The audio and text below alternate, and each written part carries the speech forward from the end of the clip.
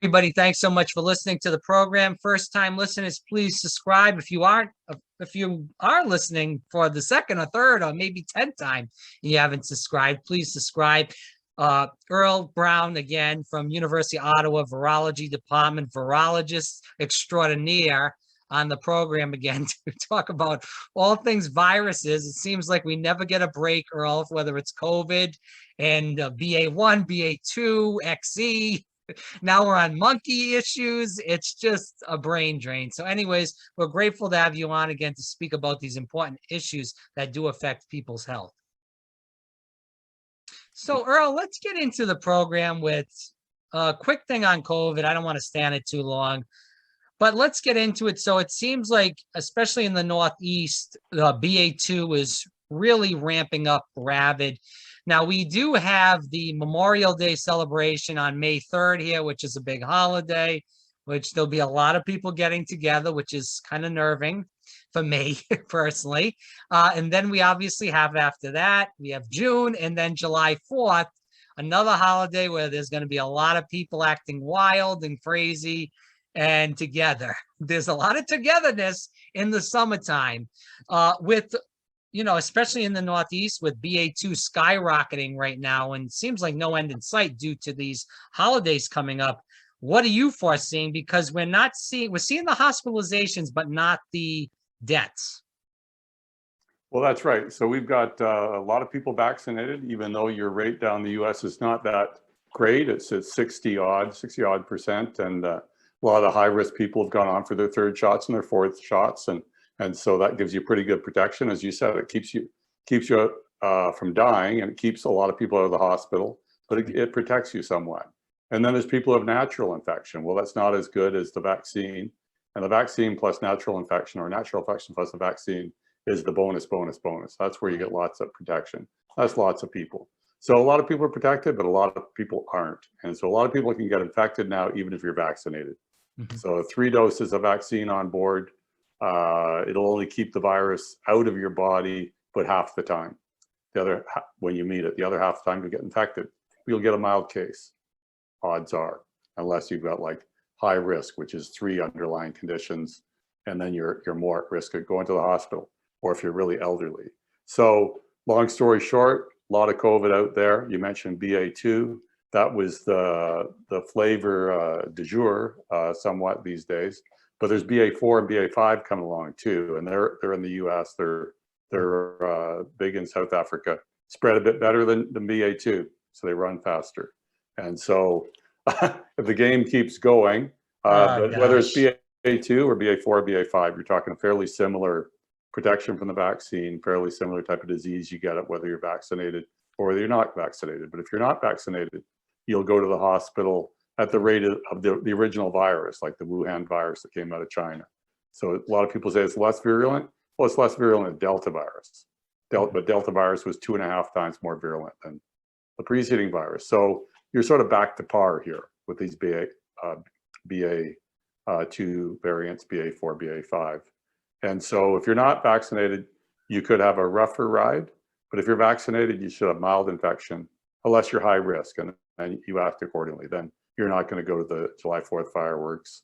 You're going to wear masks. Your parties, they're not going to be super big. You're going to have them in the backyard. Outdoors is always better. So, if you're not in a high risk group, you can risk it. You go out to your football games, basketball games, or whatever, and trade your viruses. And you'll probably get sick, and you shouldn't suffer unless you get long COVID, and then the low odds of getting a serious disease. But long story short, can be a lot of infection that's keeping going because these BA variants reinfect people who were infected with alpha, beta, gamma, or delta. And so that's the difference with the BA2. So a lot of people have been infected in the US and in Canada. Your numbers are higher than ours, but being infected before doesn't give you total protection. So you're going to get reinfected with BA2 or whether it's 4 or 5, which spread a bit more. So yeah, it's more of the same. Game's not over yet. But I think if you take the protections you want, or if you don't want to take protections, live dangerously. People love it, if I was telling people, if you can't get vaccinated, if you can get vaccinated, definitely go and do that. If you can't, or you have some sort of issue with that, I would wear a mask still for sure. And make sure. Absolutely. So, if you're in large groups, and like I'm in the 70 age group, so, like, I had COVID in February, and I've been triple vaxxed, so I'm probably pretty topped up on antibodies, but Sure. I could get infected, I could spread it. So, and in general, in Canada, you have to wear a mask if you're in public transit, or if you're on the train, or if you're on the plane. But otherwise, you don't have to wear a mask in Canada. You can go in the stores without masks. But if I go to the grocery, half the people have masks. And you look at a lot of them, well, they're maybe a bit older, or they may have risk conditions I don't know about, or that people are just wearing their masks. And it's not that big a deal. So fair bit of mask going on. And you'll see a big crowd at the hockey games. And most of the people don't have masks, but some people do. So, that's what you do. Best if everybody did. But if you're at high risk and you go to a hockey game or something, you're wearing a tight fitting N95. That will prevent you from getting infected. You can be this virus all through the air all around you. Proper fitting N95 will keep you from getting infected. And so that's what docs will wear in a virus lab or a high containment lab. But there's there's the KN94s, KF94, CN95. Those are not bulletproof. Those have the same filter, but they're not tight. And so if you really want to get something that's going to protect you from getting infected, it's N95. The N stands for NIOSH, National Institute of Occupational and whatever health. And that's the health standard. So N95 is the real deal. But they're not fun to wear. They're tight on your face. You wear them for hours and you come off the mark in your face, and they condense and that sort of thing. But that's the best thing to take if you really shouldn't get infected, if you're immunosuppressed, you're high risk conditions, or you're an old person. So that's the thing. And then you can do your crowd size. So if you're high risk and you have a dinner party, you're going to have people who have similar sensibilities. They're not going to be people who teach high school or whatever, who meet 30 kids a day throughout the week. You're going to meet people who don't have a high risk of being infected. And then you'll still use some precautions. And you'll probably want everybody to be vaccinated, which means you have less likely of being infected if you're vaccinated. So, if you know what's going on, how vaccines work and the disease and that sort of thing, you'll keep your sense about you. You'll mask when you can. You'll avoid crowds, and you'll keep your vaccination up. Also, make sure if you're buying masks, and I've saw this on Amazon many times, there is a lot of fake N95 mask out there. Make sure you look at the reviews and definitely really research this, because you might think you're getting an N95, but you might not be. All this stuff is coming out of China. So yeah, the fine print should say it's the NIOSH standard. So right on the mask is N95, but you have to say, like, you have to watch for the counterfeits where it says N95 in the mask, but it's not an N95. Good point. Yeah. And also, if you can, stay outside too. The virus the virus dissipates, and indoors it's concentrated, moves around in close quarters. So yeah, absolutely. Okay. Last question on COVID before we go into the new monkey virus. I know you brought up BA4 and 5, and we've talked. I'm not really watching the news as much lately because it's a brain drain with everything, gas prices, Ukraine, everything else. So what do you know a lot about, Earl, BA4 and BA5, or is it just still really new? Well, they know what they are, but they're variants that have mutated more than the BA2. And so they've got some recombinants too, if you want to get into what's out there. They've got BA1 is recombined with BA2 that essentially got together, had babies, and it's got some genes from one and genes from the other. And it spreads a bit better as well, but there's not as much of it out there. But the BA4, BA5 is ripping itself off in South Africa, and it's increasing around the world. But it's, as I said, it's more of the same, but it's different. And so it's more variants. They've got a bunch more mutations on them, but these are like children of BA2 right now. So we're hearing these kind of contradictory opinions from doctors and the government. Some saying it's an endemic already, some saying it could get worse. What is your prediction or opinion on this? Yeah, so looking at the future, you sort of take what you know from the past and you think what's going to go forward. And so, sure, we've got a bunch of variants, and they do seem to be coming up and replacing pretty fast every 6 months or something. We don't know if that's really going to continue. So right now, BA4, BA5, as I said, it's a bit more of the same story, but they reinfect people who are immune better than the BA2. But looking down the road, is something going to come out of left field, is more serious and even more able to duck our immunity? Possibility. It hasn't happened yet, and it could happen, but I'm not going to say it's going to happen until I see it happen. And so maybe we're getting into end game here. That's a question. So we got these BA variants. They're very good at infecting people who've been infected before. So if you've been infected before, you're probably going to get infected again. And people who've got BA2 once can get BA2 again a month or two down. So this virus reinfects pretty well. But all those reinfections are pretty mildish. Maybe a cold type. I had what was probably BA2 because we're in a BA2 wave in Ottawa in February. And, I lost my sense of taste and smell, came back more or less.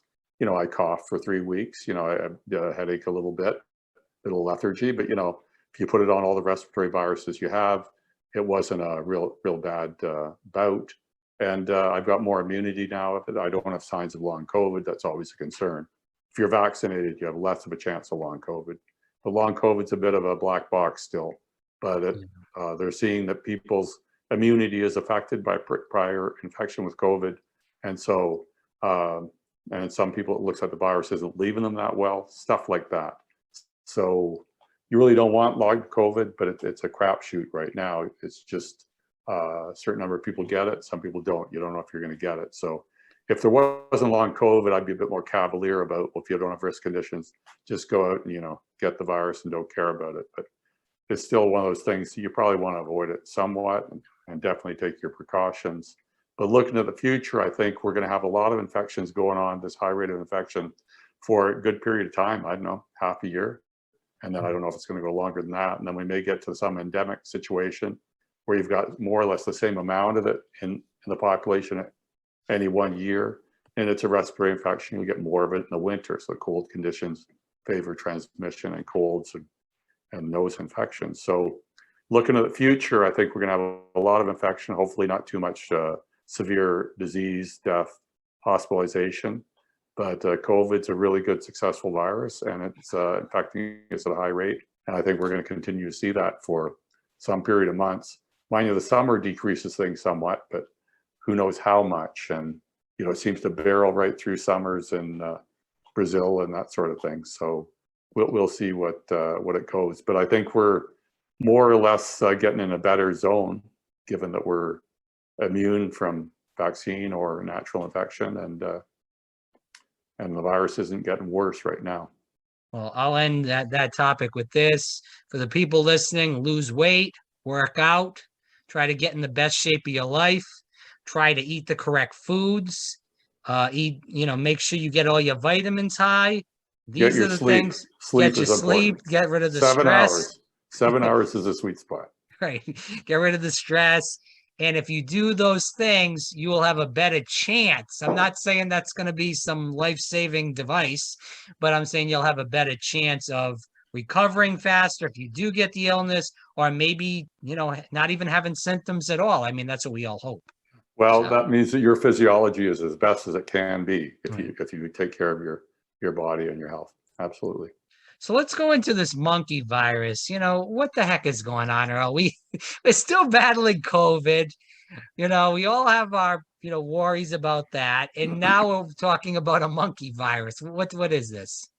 Yeah, so this is Monkey Pox. So this is a virus of rodents. And this is rodents in Africa. And so they don't actually know exactly which rodent, rat, mouse, whatever, but it does come out into various rodents. And actually, there was a big outbreak in the US. I think it was 2005 thereabouts. But some giant Gambian rats were imported by a pet store, and they had a bunch of prairie dogs or ferrets, I'm not sure, a bunch of animals.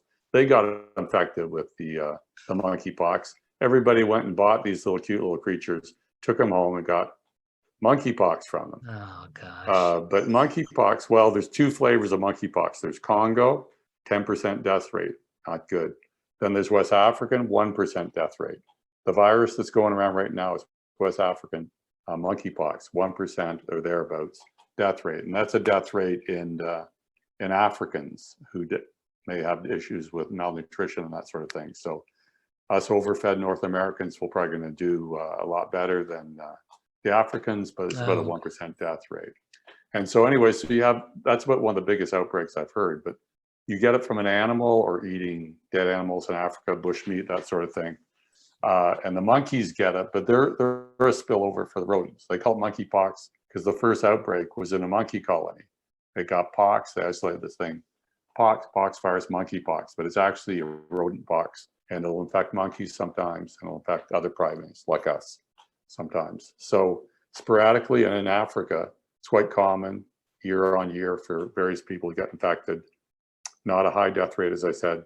The disease goes away. You've got the fever, the rash that turns into papules, which are these virus-infected spots in your skin. That's the pox all over your body. It tends to be on your hands, right, even on the palms of your hands, and your face and your feet, and as well as it'll go up your arms and legs and body. But you get that sort of thing. So you've got the fever, malaise, you have the flu-like symptoms, you're infected. You'll get the pustules. It takes 4 to 21 days to show symptoms. So that's a long incubation period. So you can be walking around with nothing going on with the virus. So that's could be part of the problem with the spread. But normally this virus doesn't spread. So these stories are like a few people get infected, they get better, and the story.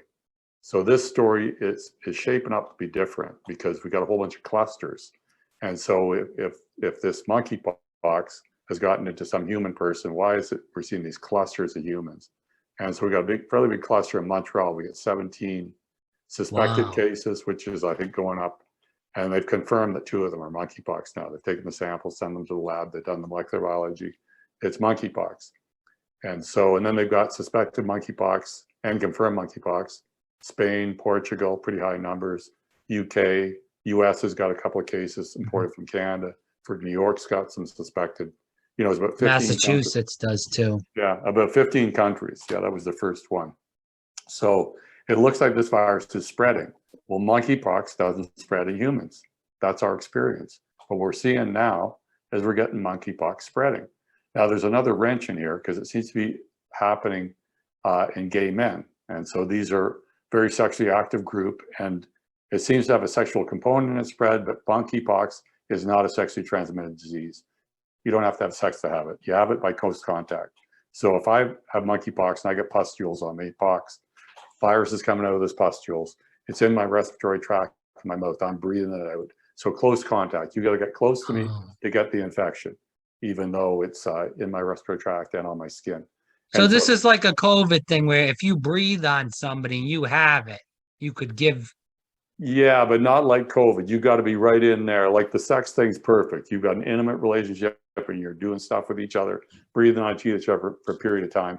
That's when you spread it. Or any other intimate thing. If you're dancing with somebody, it takes the contact. COVID spreads much better than this thing normally. But I can't tell you how well it's spreading now because we got these clusters. But there seems to be some sexual component because a number of these guys have a bunch of lesions on their penis, anus, mouths, so sex, right? And so they're close contacts and spreading on sex. So I don't think right now we shouldn't be hung up on the gay men thing. It's just that it maybe got into that group and they are a very interactive group. And so that being said, it's spreading among that group and it may be spreading to others. And so the question is how much spread? And we'll see how that goes. How much of a problem? I don't expect it's going to be a pandemic type thing. Don't expect it at all. And I'll tell you why. And that's because we've got a vaccine straight out of the box. So with monkeypox, well, people aren't normally infected with monkeypox, but historically we've had smallpox. So smallpox was one of the scourge infections. We used to have epidemics of it year on for centuries in Europe and Asia. It goes back a couple of thousand years, smallpox. And smallpox was such a bad disease in China, the healthcare practitioners of the time, your your voodoo doctors or whatever, the traditional medicine, would take the scabs off someone who had not a bad case of smallpox, grind up the scabs, and if you had a baby, they'd blow that ground up scabs into the nostrils of these babies. It's called insufflation. And they would give the live virus to those babies, and 1 out of 50 of them would die. So that's not a vaccine, but it's a type of vaccination, a real infection. But the other 98% of those babies wouldn't get smallpox for the rest of their life. And so the scourge of smallpox, and smallpox, I've verged onto smallpox here, so I'm not talking monkeypox, but smallpox had two forms. And smallpox is variola major, 50% killing rate, variola minor, 30% killing rate. And so they had those viruses around for the longest time. Then they developed, the first vaccine ever developed was developed against smallpox, and that was cowpox. That was Jenner in 1780 thereabouts. He noticed that smallpox is killing people like crazy, but half the people or a third of them die. The people who survive, they're disfigured. So people have scars all over their faces from these pox. They're very deep pox right through the skin. And so they survive, but you're covered in scars. You look pretty bad. But what stood out to Jenner was that all these milkmaids didn't have scars all over their face. And so what's the deal with the milkmaids? But he looked at them close, and often they had a few scars on their fingers. Well, what's that? We found out that they caught cowpox by milking cows, and that cowpox didn't infect them very well, but it made a little pustule on the fingers, and it immunized them. They never got smallpox.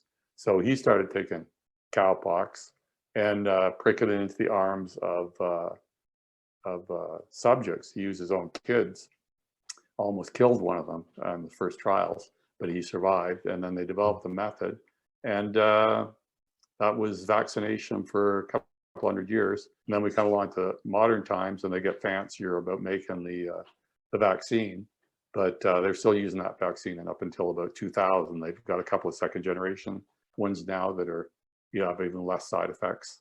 But anyways, we got smallpox vaccine. I was vaccinated as a kid. Right.